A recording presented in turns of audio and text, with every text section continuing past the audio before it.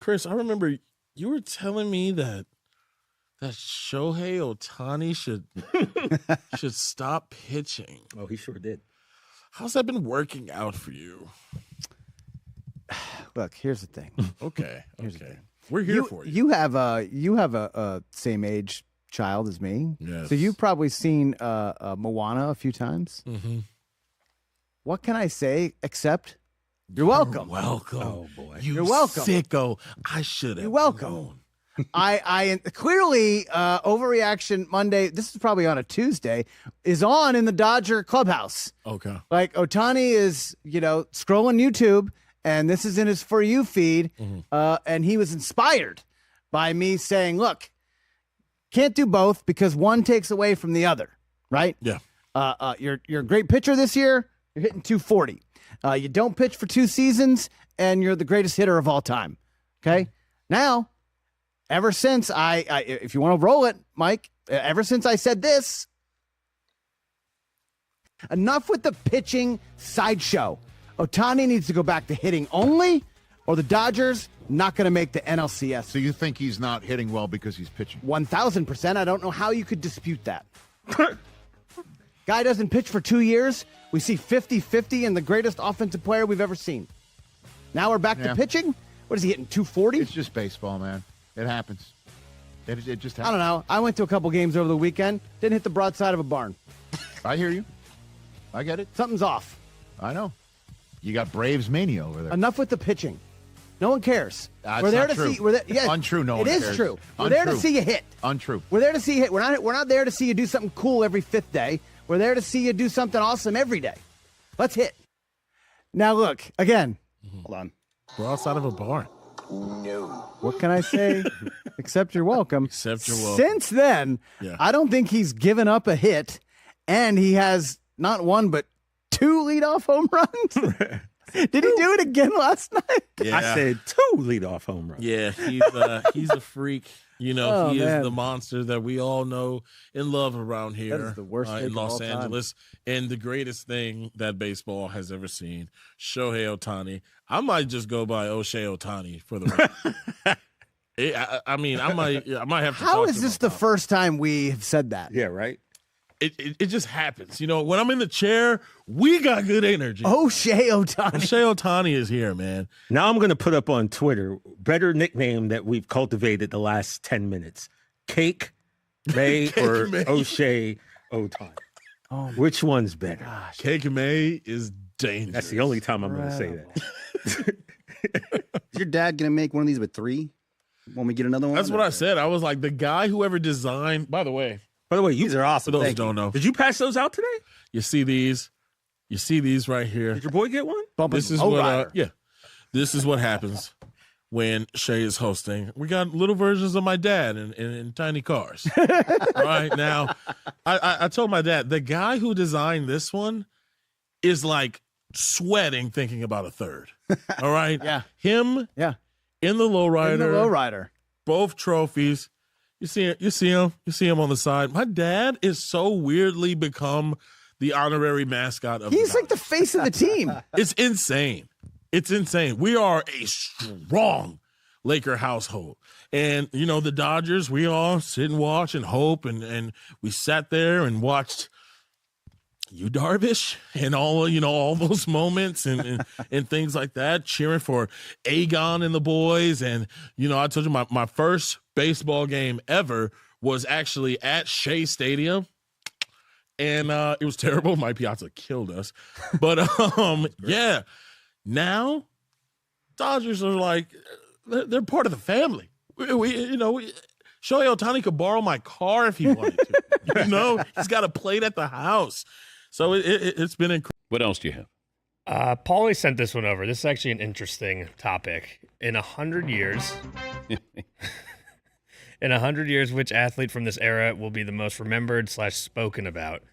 And we can kind of populate this one as a squad, but like Tom Brady, LeBron, Lionel Messi, Ohtani, Wemby, any others? Yeah, Paul. So my thought was, we still bring up Babe Ruth regularly on a sports radio show 100 years after he was relevant. And, there's some other players like Jim Brown or, there's not that many. Wilt Chamberlain makes our show. I'm curious, people from today who, because of their accomplishments or pending accomplishments, will be talked about 100 years from now on a sports radio show. Well, Shohei Ohtani will, in my opinion, because he threw 6 no-hit innings. He also hit another home run. His ERA is now 0.82. He's becoming, I'll be careful when I say this, a better pitcher than hitter.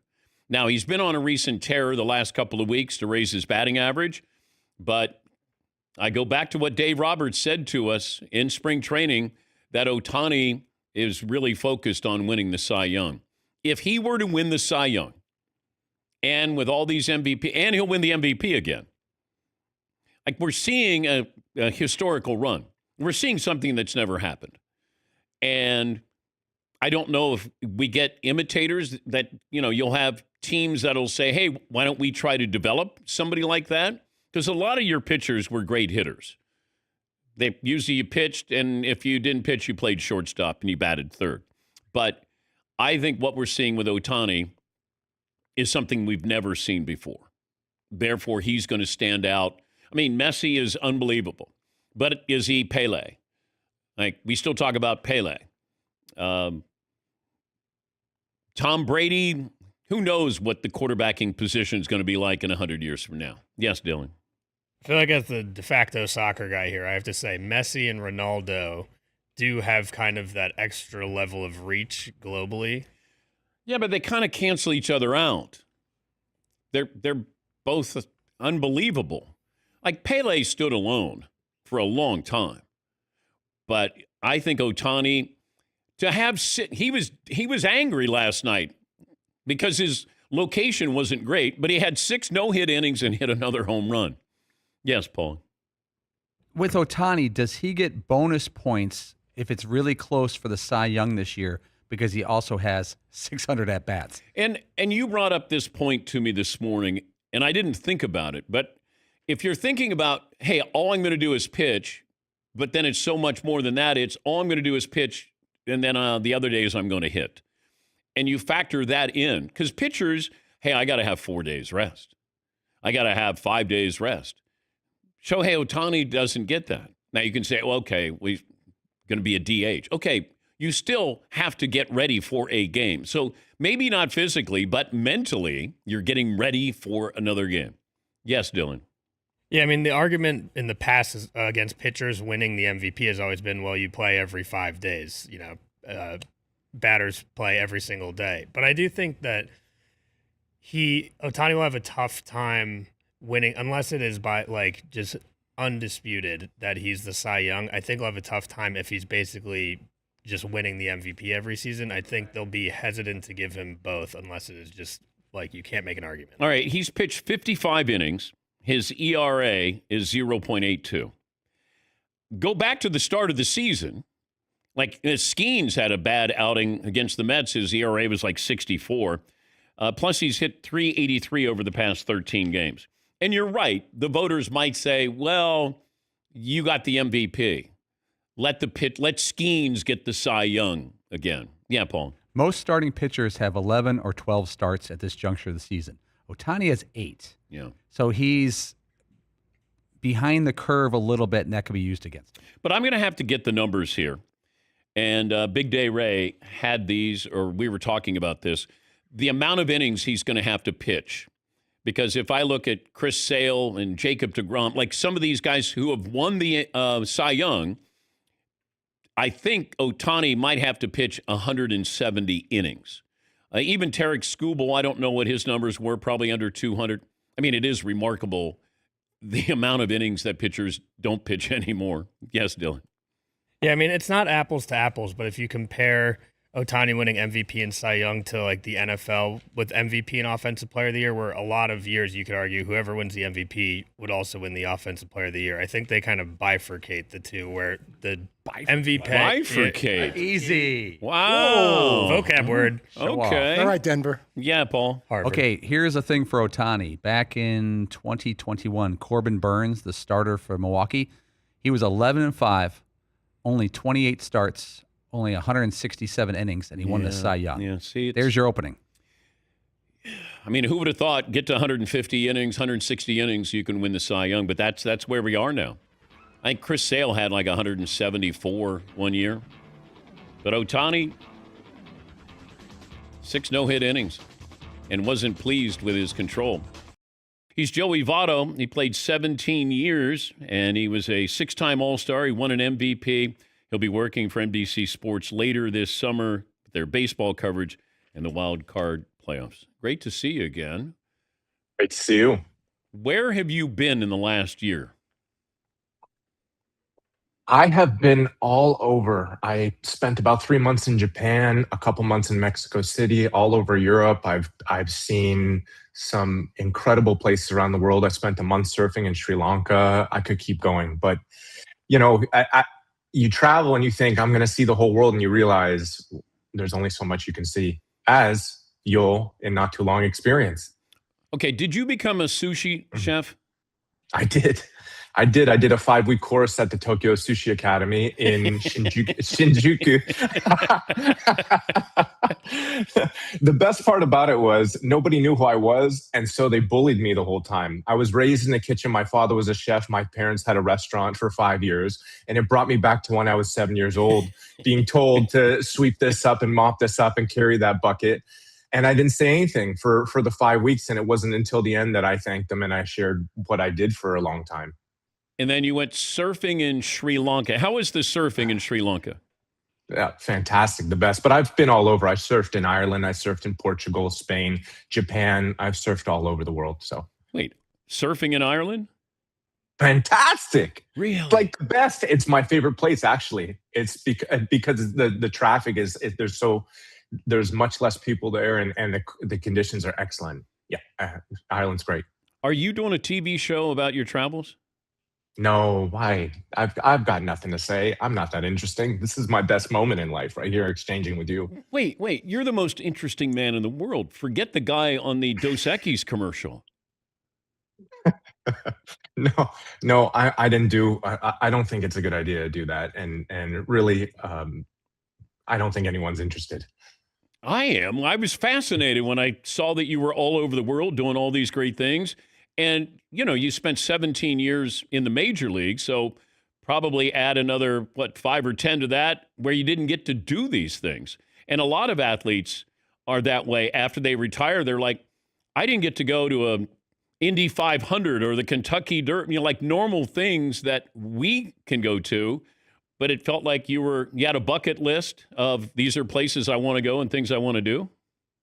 Not to be disrespectful to the athlete community in general, but I get scared of being someone that talks about the past, that talks about the days of yore and how special I was and how I did this and that, and magazine covers and all this celebrity type experience. And I promised myself, you're going to go see the world and you're going to see how people live, and you're going to participate.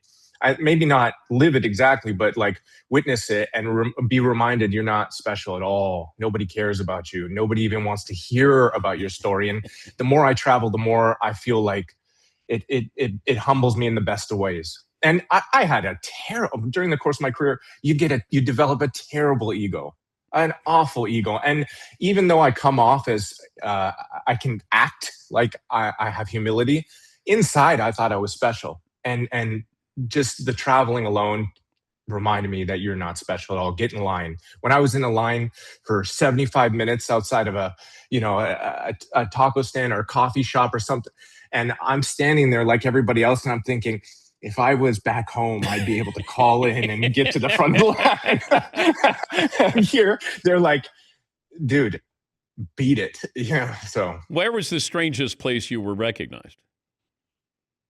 Yeah, some places in Europe you cross paths with people, but almost nowhere. And that was such a gift. I mean, I'm not a famous person, and I played in a small market, but to be able to just really be left be, and it was just the constant reminder of how unspecial you are. It was being shoved in the subway. You're in Mexico City or you're in Tokyo, and people are hissing at you because you're too much in their space, or you're stepping on their foot, or your bag should be between your legs. It was just a constant reminder of, dude, you couldn't be less special. But the amazing part, you were wearing your Cincinnati Reds uniform when you were traveling, and nobody recognized you. Wow. My eye black. My did. number on the back. Are we taking Ohtani for granted? He hasn't even gotten hot. I know that he's had a really nice start to the pitching side of things, but offensively, I don't even sense that. And I was reading that he's still not satisfied, but I saw some stuff yesterday in his swings that tell me we really, and I don't like using hyperbole, I think I'm going to try to, in the course of my media career, to be as tame as possible, but I really think we might be in the middle of one of, if not the greatest season in the history of baseball. And I say that because, first of all, most of the all-time great seasons have asterisks / question marks. And the other few were before integration was even a part of the game. And so the extreme ends of greatness were mitigated because integration was a part of the game. And he's playing against the very, very best in the world now. So to me, I think we have a chance to see one of the great seasons of all time. It feels like the Cy Young's really important to him. And I mean, he's got, I don't know if you say unfair advantage. He created the unfair advantage that he gets to hit and pitch at a very high level. He's going to win another MVP this year, right? No, nothing's for sure. The starting pitcher for the Phillies, Sanchez, has had an excellent start. We typically don't give away the MVP to pitchers, but it's going to be 5 and 6 years if he wins it. It's going to be unanimous if he wins it. I really think we're talking about Tiger Woods in our lifetime, Michael Jordan in our lifetime. I think we're talking about one of the great athletes of the 21st century. And I don't know if it's because of the nature of baseball, in that you watch us every day and we don't wow you, and we ask you to kind of tune in on a daily basis and evaluate us at the end of 6 and 7 months. But at the very end of the season, Shohei's not only going to give you the goods, but he's also going to do it on both sides of the ball. And I don't think I don't know if we'll ever see this sort of greatness for a long. I don't know if we'll see it in our lifetime, unless Sam Altman and Elon step in and extend their lives a couple hundred years. So we'll see. I got you facing Ohtani once. Yeah. Funny enough, that ended my career, essentially, and it was the day he got his second Tommy John. So it was like it was a bad moment for the both of us. Wait, what happened? Well, after maybe the third or fourth inning, blew out his arm for his second Tommy John. He left one of the most impressive. I'll tell a quick Shohei Ohtani story. One of the most impressive things I've ever seen on a baseball field. He got taken out in the third or fourth inning because he needed a second Tommy John. Before he came out of the game, he went up to bat and hit a ball 117 miles an hour into the right field stands for a home run against a left-handed pitcher, and then left and had surgery. I mean, who is this alien? And then me, I ended up popping out against him, and so yeah. He's a big guy. He's a big guy. He's a big 6'4", probably 240. Yeah. And he's as fast as anyone also. So he's got a lot of things going for him. I was wondering about this, that the Baseball Players Association talking about there should be a minimum level of spending. I've been preaching this for years, and you have certain ownership that they will spend just enough. But the Players Association saying, you want to get up. We want you to move up. We want to raise the floor. We may not have a ceiling, but we got to raise the floor. What do you think about this proposal? Well, I'm guessing that in any negotiation, if you make such a grand ask, there's going to be, a reaction to it, in that the owners will ask for something pretty specific on the top end. And is that what you want to do? I don't know enough about the goals of the Players Association, but I can say that if they're asking a floor, then there's going to be some real serious asks on the top end. But if some of the smaller market teams can afford it, then it should be done. But I'm not sure if that's the case. I don't know. Do you see a salary cap at some point with baseball? During the entire course of my career and the generation before, the constant fight was no salary cap. It was always that if there was anything we stood for, it was we don't even want to hear the language of a salary cap. I'm not in the game anymore, and I'm apprehensive of speaking on what the current group of players, their goal is.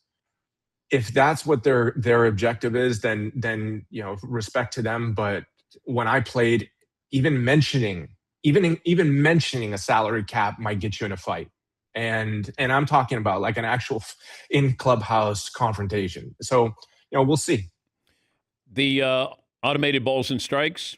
How comfortable would you be stepping in with that part of the game looming? I was one of those players that I'm the type of guy to defer. And I think it's in my nature to be deferential, whether when I was a younger player, I would defer to the veterans, whether it was like the big tough guys on the team, I would defer. And I think I would have had a really hard time.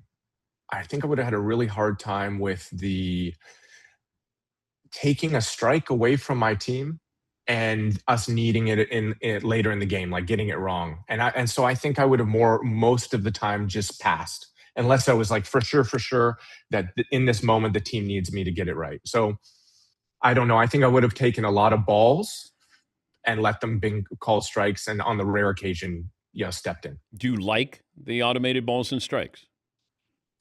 In some occasions, yeah, but it makes me a little nuts seeing guys be consistently selfish. There's moments where you'll see a pitcher emotionally react and tap his hat, and the ball's half a foot outside, and it's like, dude, we only got 2 of those, and the game's 2-1 in the 8th inning, and we needed that. And so I think that there's going to be times where there's going to be inside of the clubhouse headbutting, but I don't know. I like it fine, but I'm always about protecting the team and the culture of the team. And I worry that one particular player can ruin the entire vibe because they're selfish with the ABS.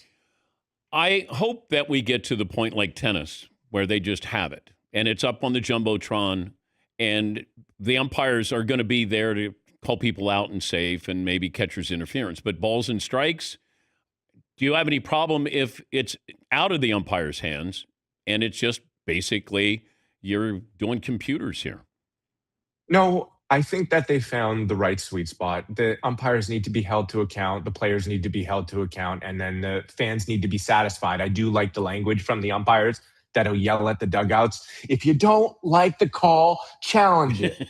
And you've seen that over and over and over again, because unfairly, they're both being called out by their name.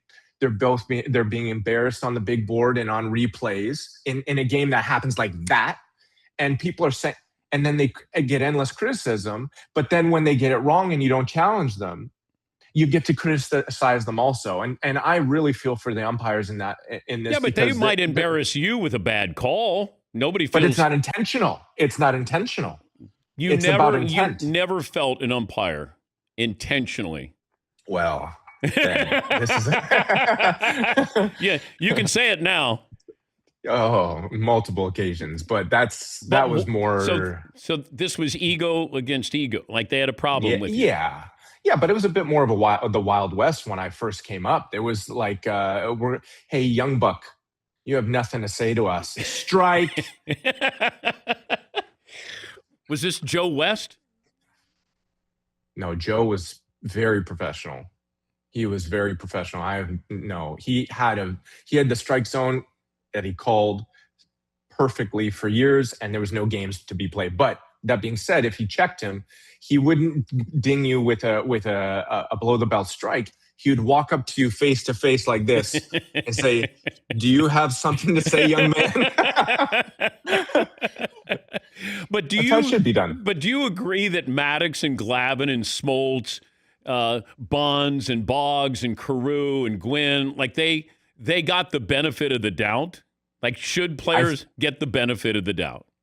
Then they may have, but not now with ABS. Okay. Not now, but with ABS. But I think that back then for sure. But you have to remember, those guys bent the ball. Maddox bent the ball horizontally, and that appears as if it's in the zone and it exits the zone. And it's the same with Glavine, same with all the guys you were describing. Roy Halladay may he rest in peace, is the exact same way. They would bend the ball in and out of the zone, and that was the game they were playing. They were trying to create the illusion of strike ball. Who had the best stuff that you ever faced, where you just said, "This is somebody from a different planet"? I'll tell you a quick story. CC Sabathia got traded over to the Milwaukee Brewers. And he's 6'7", 285 pounds, big, intimidating guy, and left-handed pitcher. And Milwaukee has these shadows. And Dusty Baker, when on my birthday, September 10th, on my birthday, said, "CC's throwing tomorrow. I want you to take the day off." And I go, "No, I want to face him. And he strikes me out 4 times, fires a few balls up and in at my chin. And he's the type of guy that not only will strike you out, not only will he dominate you, but he'll throw a ball at you, walk up to you, snatch the ball, and be like, 'You want to fight?' Sort of thing." So CC was the toughest guy for me because of the combination of stuff and intimidation factor. And he'd fight you. Paulie, do you have his numbers against CC? Of course we do. Joey Votto was 3 for 16 in his career, hit 188 versus Sabathia. Okay. All right. You got 3 knocks off of you. And the rest were strikeouts or, little tappers. No tappers. Little feeble tap. Imagine if you tried to bunt on Nolan Ryan back in the day. These guys, it was a different, and I'm going to go on with BK later on MLB Network and talk about Juan Soto and how the game has changed in terms of how the celebration is a part of the game and how it used to be a threat to your own livelihood, a threat to your health if you celebrated. And the game has changed, I think, for the best, because the pitchers don't get to police the game anymore. But, sometimes it gets a little out of hand. It's great to talk to you again. Good to see you. Where's the next trip? I've got a round of golf on Saturday. That's the farthest I'll go down the street. Okay. We'll talk to you later, maybe this summer when you start your baseball coverage with NBC. Can't wait. Thanks, Dan. Thank you, buddy. Joey Votto, the most interesting man in the world.